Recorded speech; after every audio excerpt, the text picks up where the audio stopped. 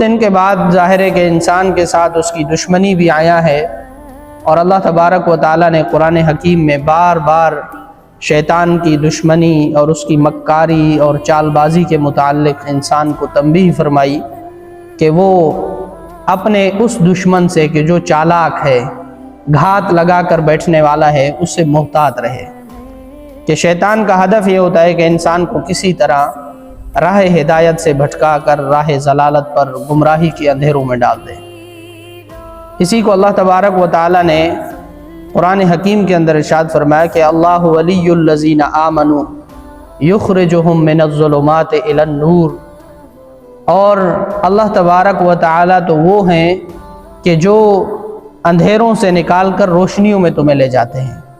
یعنی اللہ تبارک و تعالیٰ تمہارے اوپر مہربان ہیں، تمہارے کارساز ہیں، تمہارے ولی اور دوست ہیں ایمان والوں کے، اور اللہ تبارک و تعالیٰ تمہیں گمراہیوں سے نکال کر، نفسانی خواہشات سے نکال کر نور ایمان کی طرف لے جاتے ہیں۔ اور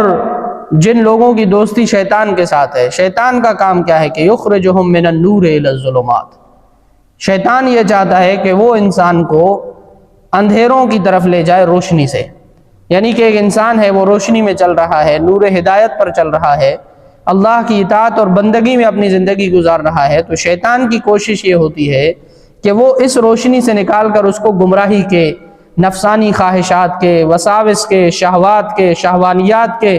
اس طرح کے گھڑوں کے اندر اور اندھیروں میں انسان کو ڈال دے۔ تو اللہ تبارک و تعالیٰ نے